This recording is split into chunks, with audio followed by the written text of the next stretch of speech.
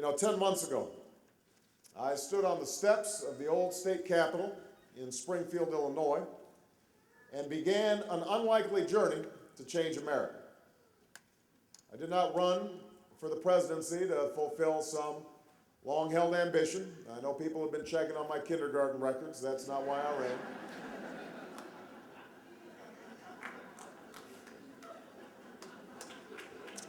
I did not run because I believe it was somehow owed to me. I chose to run in this election, at this moment, because of what Dr. King called the fierce urgency of now. The fierce urgency of now, because we are at a defining moment in our history. Our nation is at war. Our planet is in peril. Our healthcare system is broken. Our economy is out of balance. Our education system fails too many of our children, and our retirement system is in tatters. At this defining moment, we cannot wait any longer for universal health care. We cannot wait to fix our schools. We cannot wait for good jobs and living wages and pensions we can count on. We cannot wait to halt global warming. We cannot wait to end this war in Iraq. I chose to run because I believe that the size of these challenges had outgrown the capacity of our broken and divided politics to solve them. Because I believed that Americans of every political stripe were hungry for a new kind of politics. A politics that focused not just on how to win, but why we should. A politics that focused on those values and ideals that we held in common as Americans. A politics that favored common sense over ideology. Straight talk over spin. Most of all, I believed in the power of the American people to be the real agents of change in this country, because we are not as divided as our politics suggests. Because we're a decent, generous people, willing to work hard and sacrifice for future generations. And I was absolutely certain that if we could just mobilize our voices to challenge the special interests that dominate Washington and challenge ourselves to reach for something better, there was no problem we couldn't solve. There's no destiny we couldn't fulfill. 10 months later, Iowa, you have vindicated that faith. You've come out in the blistering heat, and you've come out in the bitter cold. Not just to cheer, but to challenge, to ask the tough questions, to lift the hood and kick the tires, to serve as one place in America where someone who hasn't spent their life in Washington can get a fair hearing. You've earned the role you play in our democracy because no one takes it more seriously. And I believe that's true this year more than ever because, like me, you feel that same sense of urgency. All across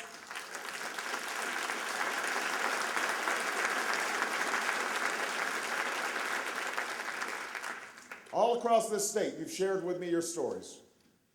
And all too often, they've been stories of hardship and of struggle. I've heard from seniors who were betrayed by CEOs who dumped their pensions while pocketing bonuses. And from those who still can't afford their prescriptions because Congress refused to negotiate with the drug companies for the cheapest available price. I've met with Maytag workers who labored all their lives only to see their jobs shipped overseas, who now fear that they might have to compete with their teenagers for $7 an hour jobs at the local Walmart. I've spoken with teachers who are working in donut shops after school just to make ends meet, who are still digging into their own pockets to pay for school supplies. Just 2 weeks ago, I heard a young woman in Cedar Rapids who told me she only gets 3 hours sleep a night. She goes to bed at 10 and wakes up at 1 because she works the night shift after a full day of college and still can't afford all the health care that she needs for a sister who has cerebral palsy. And she spoke not with self-pity, but with determination. She was determined to make her life better, but she wondered why the government wasn't doing more to help her afford the education that will allow her to live out her dreams. I've spoken to veterans who talk with pride about what they've accomplished in Afghanistan and Iraq, but who nevertheless think of those they've left behind and question the wisdom of our mission in Iraq. The mothers weeping in my arms over the memories of their sons. The disabled or homeless vets who wonder why their service has been forgotten. And I've spoken to Americans in every corner of this state, patriots all, who wonder why we have allowed our standing in the world to decline so badly, so quickly. They know this has not made us safer. They know that we must never negotiate out of fear, but that we must never fear to negotiate with our enemies as well as our friends. They're ashamed of Abu Ghraib and Guantanamo and warrantless wiretaps and ambiguity on torture. They love their country and want its cherished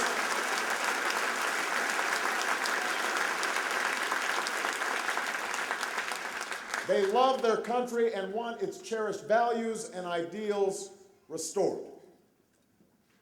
And it's precisely because you've experienced these frustrations and seen the costs of inaction in your own lives that you understand why we can't afford to settle for the same old politics.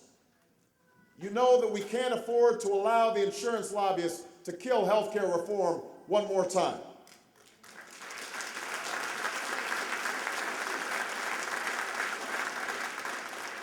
We can't afford the oil lobbyists to keep us addicted to fossil fuels because no one stood up and took their power away when they had the chance. You know that we can't afford 4 more years of the same divisive food fight in Washington that's about scoring political points instead of solving problems, that's about tearing your opponent down instead of lifting this country up.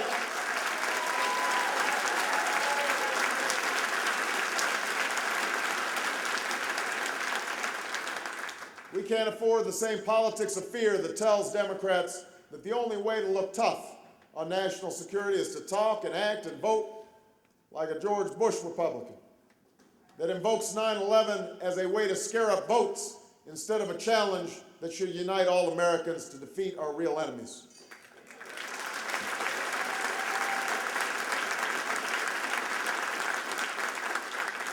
You know that we can't afford to be so worried about losing the next election that we lose the battle we owe to the next generation.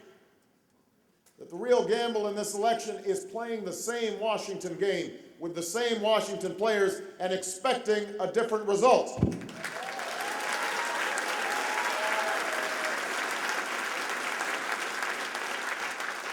And you know that's a risk we can't take. Not this year. Not when the stakes are this high. In this election, it is time to turn the page. In 7 days, it is time to stand for change.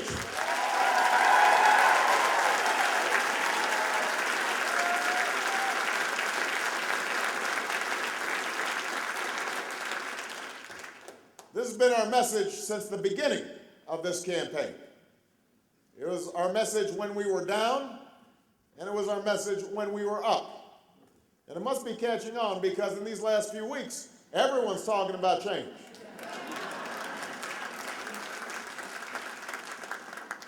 But you can't at once argue that you're the master of a broken system in Washington and then offer yourself as the person to change it. You can't fall in line behind the conventional thinking on issues as profound as war and then offer yourself as the leader who's best prepared to chart a new and better course for America.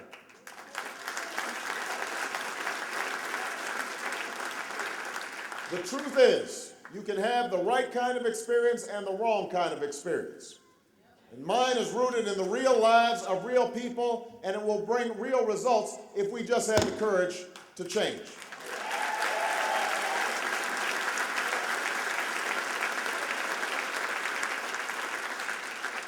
And I believe deeply in those words, but you know what? They're not mine. They were Bill Clinton's in 1992, when Washington insiders questioned his readiness to lead. My experience is rooted in the lives of the men and women on the south side of Chicago who I fought for as an organizer when the local steel plant closed. It's rooted in the lives of the people I stood up for as a civil rights lawyer when they were denied opportunity on the job or justice at the voting booth because of what they looked like or where they came from. It's rooted in an understanding of how the world sees America that I gained from living, traveling, and having family beyond our shores.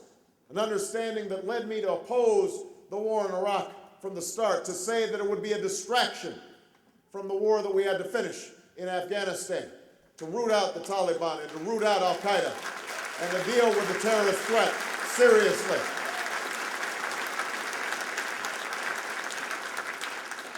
It's the experience rooted in the real lives of real people, and it's the kind of experience Washington needs right now.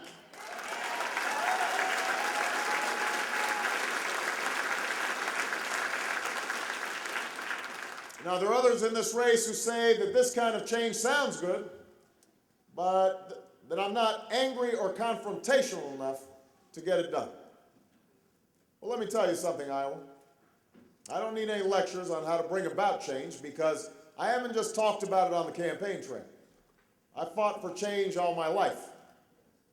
I walked away from a job on Wall Street to bring job training to the jobless and after-school programs to kids on the streets of Chicago. I turned down the big money law firms to win justice for the powerless as a civil rights lawyer. I took on the lobbyists in Illinois and brought Democrats and Republicans together to expand health care to 150,000 people, and pass the first major campaign finance reform in 25 years. And I did the same thing in Washington when we passed the toughest lobbying reform since Watergate. I am the only candidate in this race who hasn't just talked about taking away power from lobbyists. I've actually done it. So if you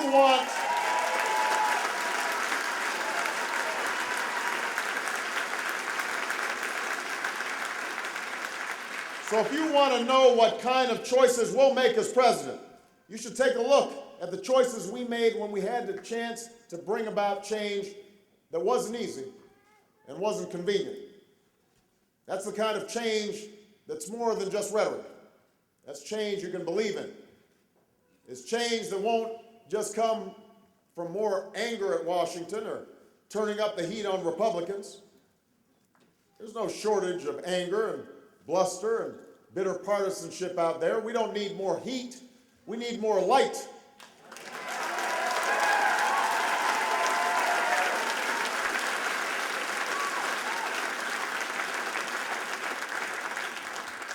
I've learned in my life that you can stand firm on your principles while still reaching out to those who might not always agree with you. And although the Republican operatives in Washington might not be interested in hearing what we have to say, I think Republicans and independent voters outside of Washington are. That's the once-in-a-generation opportunity we have in this election. For the first time in a long time, we have the chance to build a new majority of not just Democrats, but independents and Republicans who've lost faith in their Washington leaders but want to believe again, who desperately want something new. We can change the electoral math that's been all about division and make it about addition, about building a coalition for change and progress that stretches through blue states and red states. That's how I won some of the reddest, most Republican counties in Illinois. That's why the polls show that I do best against the Republicans running for president, because we're attracting more support from independents and Republicans than any other Democratic candidate. And that's how we'll win in November. And that's how we'll change this country over the next 4 years.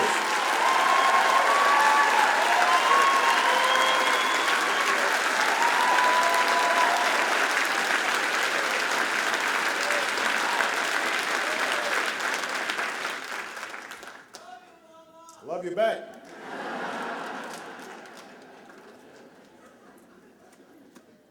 In the end, the argument that's going on between the candidates in the last 7 days isn't just about the meaning of change, it's about the meaning of hope. Some of my opponents appear scornful of the word. They think it speaks of naivete, passivity, and wishful thinking. But that's not what hope is. Hope is not blind optimism. It's not ignoring the enormity of the task before us or the roadblocks that stand in our path. Yes, the lobbyists will fight us. Of course, the Republican attack dogs will go after us in the general election.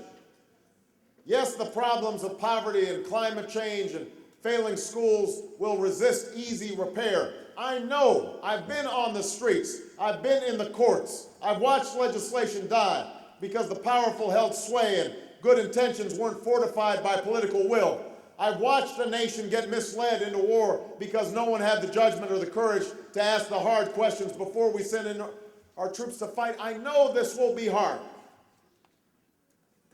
I know it. But I also know this. I know that hope has been the guiding force behind the most improbable changes this country has ever made.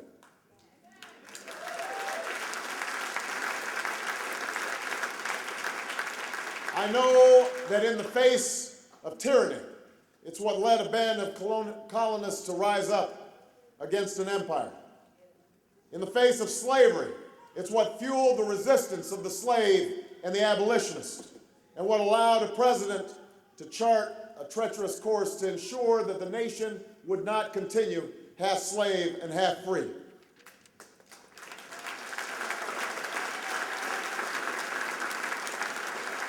In the face of war and oppression, it's what led the greatest of generations to free a continent and heal a nation.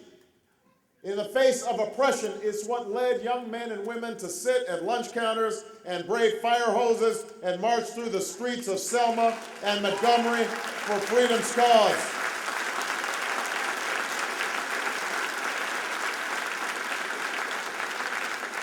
That's the power of hope, to imagine and then work for what had seemed impossible before. That's the change we seek. That's the change you can stand for in 7 days. We've already beaten the odds that the cynics said couldn't be beaten.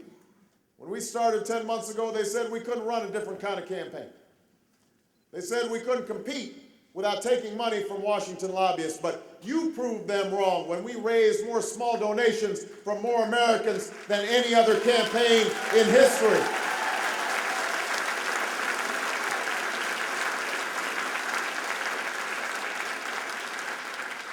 They said we couldn't be successful if we didn't have the full support of the Washington establishment. Hey, buddy. But you proved them wrong. When we built a grassroots movement that could forever change the face of American politics. They said we couldn't have a chance in this campaign unless we resorted to the same old negative attacks. But we resisted, even when we were written off, and ran a positive campaign that pointed out real differences and rejected the politics of slash and burn.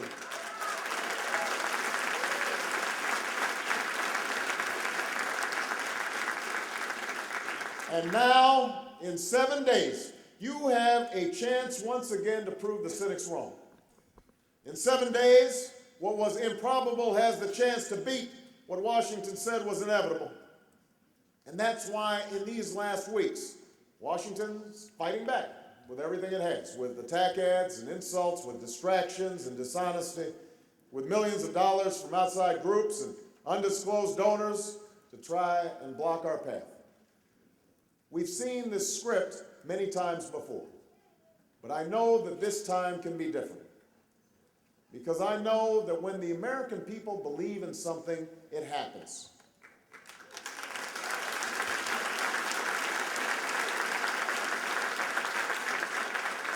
If you believe, then we can tell the lobbyists that their days of setting the agenda in Washington are over. If you believe, then we can stop making promises to America's workers and start delivering jobs that pay, health care that's affordable, pensions you can count on, a tax cut for working Americans instead of the companies who send their jobs overseas. If you believe we can offer world-class education to every child and pay our teachers more and make college dreams a reality for every American. If you believe we can save this planet and end our dependence on foreign oil, if you believe we can end this war and close Guantanamo and restore our standing and renew our diplomacy and once again respect the Constitution of the United States of America,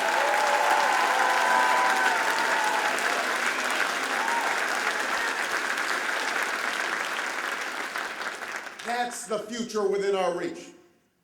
That's what hope is. That thing inside us that insists, despite all evidence to the contrary, that something better is waiting for us around the corner. But only if we're willing to work for it and fight for it, to shed our fears and our doubts and our cynicism, to glory in the task before us of remaking this country block by block, precinct by precinct, county by county, state by state. There is a moment in the life of every generation when, if we are to make our mark on history, this spirit must break through. This is the moment.